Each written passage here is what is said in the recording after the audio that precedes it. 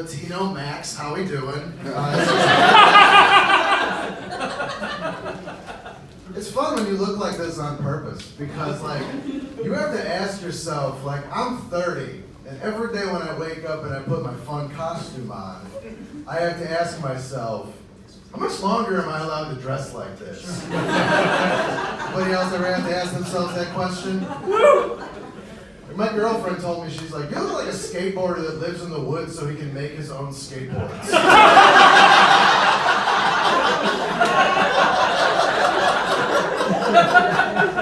like, yeah, well, guess what? That's the person you fucked, so you fucked up!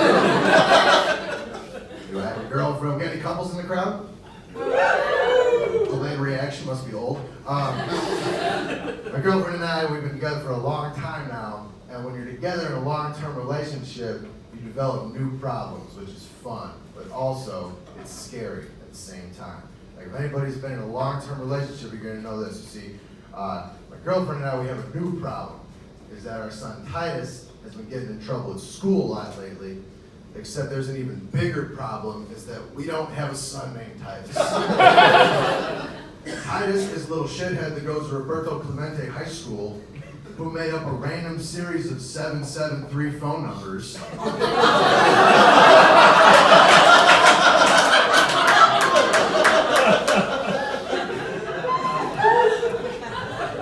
Oh, it gets better. One which just happens to be my girlfriend's. And he gets in trouble every single day in school, you guys. I got a phone call while I was at work. It was my girlfriend, and she was like, babe, I can't take these phone calls anymore. Me trying to be a good boyfriend, I'm like, you know what? Give me that phone number. And I called up the school. I'm like, yeah, Roberto Clemente High School? This is Titus's father. And they were like, oh, thank God you called, man. Your son's running amok. I'm like, I know, he's a piece of shit.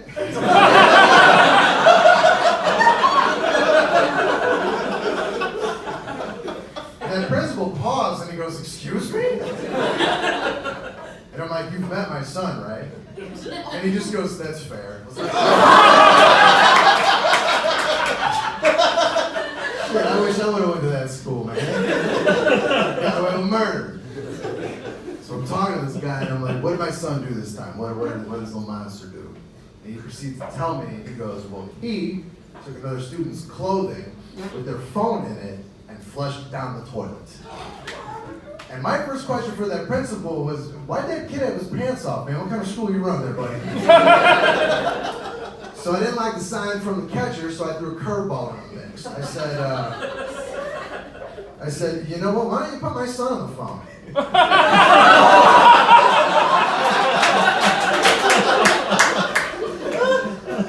I hear him in the background, he goes, Titus, your father wants to speak with you. And he goes, he does? I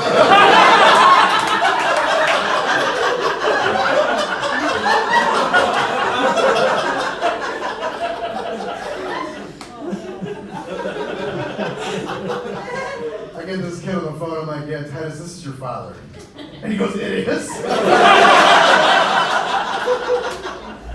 And before I could yell at my fake son, he saw the changeup and he threw a curveball right at me. He just goes, where the hell have you been? I was like, oh, that's why you're such a dick, and I hung up the phone. I was like, oh, fuck that, man, I'm not getting into that, because listen, Titus, I just took my 23andMe, and I found out no matter how many times I take that test, my dad's never coming back. So I got my own problems, little buddy. Sad truths, guys. That's what happens.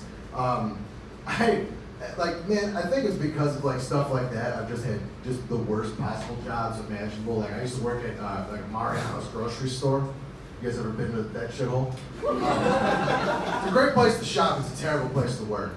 And they may be watching overabundance of training videos because apparently you can put bananas on a shelf wrong. Did it every day, man.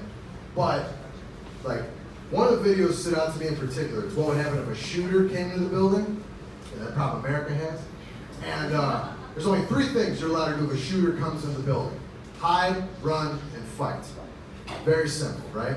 First one, hide. Just say fuck all your other coworkers and find an empty room. Push the copy machine in front of the door, turn the lights off, text 911, you're safe, you're good to go. Now the next one fucked me up forever. Now keep in mind, this is a training video There's thousands of employees at this corporation have to watch where they go out there and they do their things. Work for it. It's for running. It says, try to get out of the building as fast and safely as possible. Try to get other coworkers to come with you, but don't let them slow you down.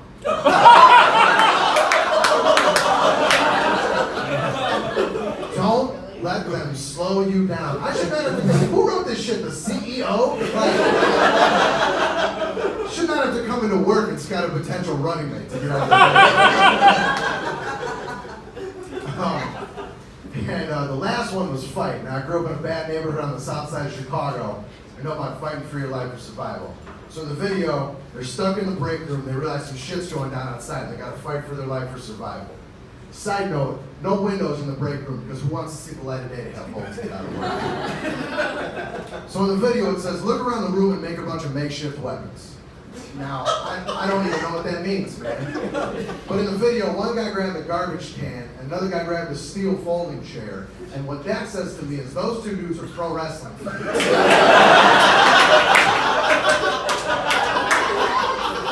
They finally get to hit somebody in the face with a steel chair. You're not gonna see on the news like, sir, what saved your life? Austin 316, baby. The gunman couldn't smell what I was cooking. I like to snap on his candy ass. All right, hot sauce time. Let's see. All right. How much? Well, comedians don't like themselves, so let's do this. Number 3. The whole thing, right? Yep. Woo! Nope. Got after. Oh, that sucks. Can I at least take a sip of tequila?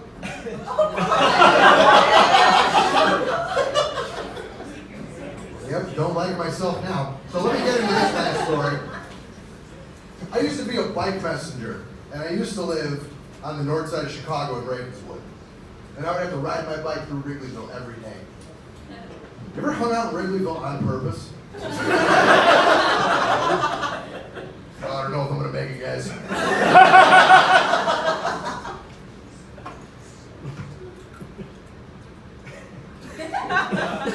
It's like one of those nightmares you have that you can't wake up from, but you see everybody else around you. I would have to ride my bike through Wrigleyville every day, and I saw a lot of weird shit that I did not sign up for to see. Like, you could go to Wrigleyville tonight. I can't feel my tongue. You go to Wrigleyville. That's in the back of the throat. You go to Wrigleyville tonight and play my favorite game. My favorite game to play in Wrigleyville is how many girls with a 21st birthday sash are crying right now.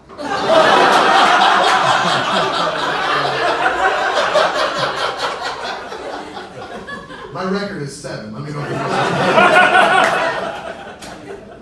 The other favorite game is how many guys in matching bachelor party t-shirts look like sexual predators. It's all of them, every single time.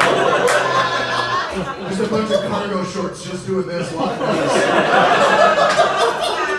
It's creepy. Tone it down, guys, okay? You're getting married. So I'm at a stoplight on my bicycle one morning, and it's Sunday morning, which is the party neighborhood hangover day. We've all seen it.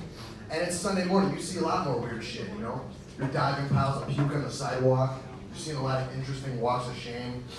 You're seeing tow truck drivers out there real early towing people from the suburbs, just doing God's work, man.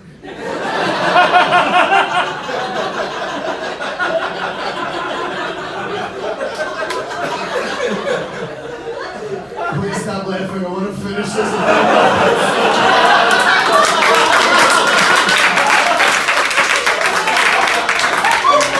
I appreciate it, though. Thank you. And this car pulls up next to me. It was a guy and a girl. I don't know if they were dating. It wasn't my place to ask questions. The girl in the passenger seat starts hitting the window as hard as she can. She's got a cast on her arm. And I'm like, oh, this dude stole this girl and I have to save her. Not the case. She takes her sunglasses off, real dramatic style, and she goes, I had to throw up. So this girl had to throw up so bad, she was trying to break the window with her already broken up. And the guy starts to panic. He's like, that window doesn't roll down. That window doesn't roll down. And I was watching this, I was like, today's gonna be a great day. This is where I fall in love with this girl. She took her good hand, reached into her purse and pulled out a plastic grocery bag, which fucked me up forever because I was like, is that how women pack their purse? So she goes to throw up into the bag because that's her style, but she can't do it. She has a broken arm. You guys ever see somebody MacGyver something so well you fall in love with them? She took one handle of that bag and just looped it around her hand. Took the other handle of the bag and looped it over her hand. Threw it with no hands like she was riding the Raging Bullet system. Then tied it off with one hand. I fuck up my shoes on a daily basis. Then opens the door, which I don't know why the fuck she just do that in the first place. And she rode off into the sunrise forever, and I was like, come back, Trey woman. I got into work, I had a punch in it, or a Craigslist misconnection.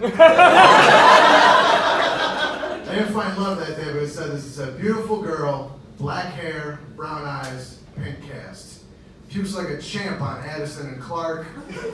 You left your bag, but you stole my heart.